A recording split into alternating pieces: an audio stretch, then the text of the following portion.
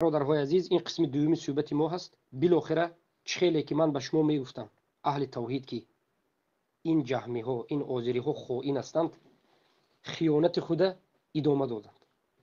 گروه به مرا دعوت کردند، گروه خودشون به من گفتم، به برادرها گفتم که گروه ما بیاد، قبول نکرد، رفتیم. من چندین بار گفتم که مرا محکم نکنید. او فرار کرد، از موضوع گریخت. من صحبت میکنم، من میخواستم که موضوع رو بیان کنم، لیکن آذری ها دلشون لرزید، کفید. این طاهری که همین آذری هست و یک دیگر از همین جوهلا هست، این به امر کردن که اینو دلیل کن. من به شما پرتافتم، برادرها همینجا پرتوین که ویدوش او دلیل گویا مرا همین ویدوش طاهر او دلیل کرد، از گروه او دلیل کرد و پرتافت. اناکنون فهمیدید که اگر به اینها به صبر، به طاقت، آهسته آهسته روید، در هر یک لفظش اینها جهمیگیش بیرون می شود، تکفیرش بیرون می شود. تکفیر مرا تکفیر کرد، هیچ گام نه. تکفیر اهل بدر کرد، گفت که اهل بدر ابو وقد لیثی و دیگرها مشرک هستند. میگه که من نگفتم، صحابه احترام میکنم. سلف صالح منهجشون چی بود؟ سلف صالح گفتند که هر کسی که کلام الله مخلوق گوید، گفتند این کافر است. معتزله ها و جهمی ها گفتند که ما الله احترام میکنیم، کلام الله مخلوق گفتنمون به مقصدی بعد دیدن الله نیست، ما الله دوست میداریم، الله پاک، به خاطر پاک کردن و حفظ کردن الله و حمایت الله ما الله کلامش مخلوق گفتیم. گفتند معتزلی جهمی الله برای تحقیر کردن این گپ نگفت، ما الله دوست میداریم، گفت لیکن کلام الله مخلوق برای چی؟ گفت که الله حمایت میکنیم. همین خیلی. اما علمای سلف همه اجماع کردند، گفتند که کسی که کلام الله مخلوقات کفر است. برای چی؟ برای که نتیجه سخنش الله مخلوق گفتن است.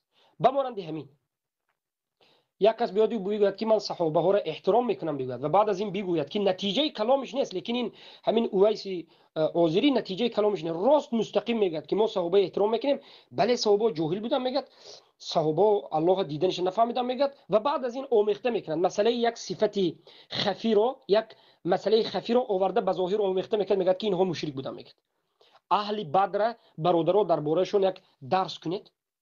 صحابه های اهل بدر الله همه گناهاشون بخشیدگی است، همه گناه بخشید میگن تا روز مردن.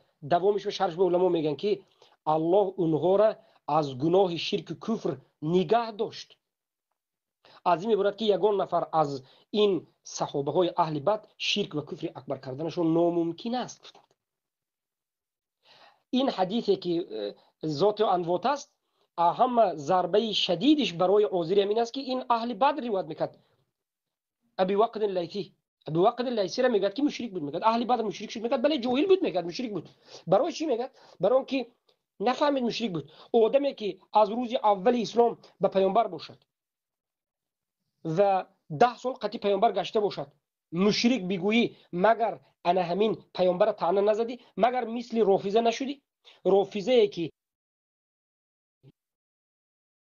ابوبکر تکفیر میکند، عمر تکفیر میکند، همه میگویم، خودت هم میگویی که اینها پیامبر طعنه زدن، شاگرد پیامبر تکفیر کردن. آیا پیامبر تعلیم داده نتوانستند؟ در مدت 10 سال صحابه ها را تعلیم داده نتوانستند؟ آیا پیامبر انا همین ابی وقد لیثی که در پهلوشون در مدینه میگشت نفهموندن که لا اله الا الله معناش چی است؟ پیامبر دعوتشون خوب نبود، دعوت کردن نمیتوانستند؟ 10 سال در پهلوی پیامبر گشته، معنای لا اله الا الله نفهمیده، شرک اکبر کرد، کافر شد، جاهل بود. ای آذری جهمی، از الله شرم بدار، از الله شرم بدار. این طعنه به همه صحابه، تکفیر صحابه بعد از این طعنه به دعوت پیامبر است که گویا پیامبر اصل دین رسانیدن به نتوانستند. 10 سال در پهلوشون ابو وقد لیثی گشت که جاهل بود. خود آذری ها شب روز میگن که مدنی این شاگردا جاهل است، اینو آن میگن. حالا که من این برادرهم اینو برادر میگم، من شاگرد نمیگم، همه اینها برادری من هستن، من شاگرد نگفتم، میگم برادرم هستن، به خاطر اینکه اینها برابری من هستن، برابر و برادر هممون، اگرچه بعضیشون خودشون شاگردن بکنن بالاخره. لیکن پیامبر به ملال میگن که بله پیامبر 10 سال شاگرد برآورده نتونست. بعد از این ذات و انوات به یک نفر صحابه نبودند، هزارها نفر از صحابه بودند. 1000 نفر از صحابه میگن مشرک شد، همین نه به خاطر چی؟ به خاطر اینکه بیاد بگوید که صوفی های قبوری، رافضه های عامه همش مسلمان است. به خاطر دفاع رافضه و دفاع قبوری، این قبوری ها اومده مجبور است که صحابه را تکفیر کند. الله المستعان. بعد از این خیانت عازری ها را خوب دقت بدید. عازری خائن است، عازری مرد نیست.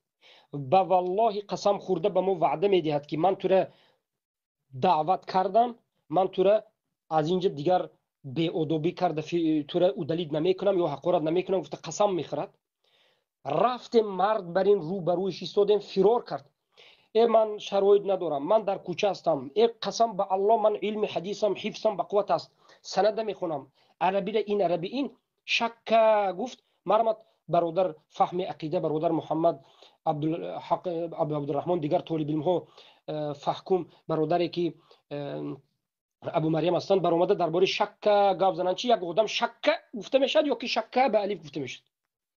با این اون رفته است. بسم الله الرحمن الرحیم میگفت است. بسم الله الرحمن میگم، رحمانی نگو میگه. بالاخره از موضوع بیرون شدن است. میگه که شرط ما سلف صالح بود، ابن حزم میارد و ابن حزم سلف صالح میگه. اعوذ بالله من ذلك. بالاخره در آخر قبول کرد. همه شما شاهد بودید. در آخر قبول کرد که کفر اکبر ظاهر است و کفر اکبر خفی است. ما گفته بودیم که موضوع ما در کفر اکبر ظاهر است و اقرار کرد که انا همین مسئله کفر اکبر خفی است. اقرار کرد که این مسئله کفر اکبر خفی است. شما فکر میکنید که ای عازری ها، ای جهمی ها، کسایی که جهل عذر میگید، شما فکر میکنید که غلو غله کنید ما فرار میکنیم؟ ما شما رو میدونیم. ما فقط میدونیم که شما خائن هستید، ما را از گروه ادلیت میکنید. نباشد قطعی شما بحث میکنیم، یک بحث، دو بحث، 10 بحث قطعی شما میکنیم. من حالی کتاب های اساسی به نگذاشتم، من حالی نقلی اجماع به نگذاشتم، من حالی نقلی آیت و احادیث و قول و این اون به نگذاشتم. من فقط منهج بیان کردم که یکم چیز منهج سلف همین که کفر شرک در یک آدم جمع نمیشد. من قول سلف گفتم. انا میخل فرار میکنی، انا کنون سپورت مشرک بالا برو، یا توبت اعلام بکن یا شرکت اعلام بکن. میگویی که جهل عذر نیست، میگویی لیکن اختلاف است. عازری مسلمان است، برادر است. من استاد دارم پاکستان و سوریه و اینجا خونده، همین است. شرمنده. بالاخره حواله عازری ها به الله است. این خیل شرمندگی، این خیل جاهلی، این خیل احمقی و این خیل خوارجی تکفیری جهمی رو سبحان الله کم دیده بودم، لیکن دیدم. الحمدلله رب العالمین. الله به شکر که انمی شب حق با ظاهر شد. سخن من به همین به پایان رسید. سلام علیکم و رحمت الله و برکاته.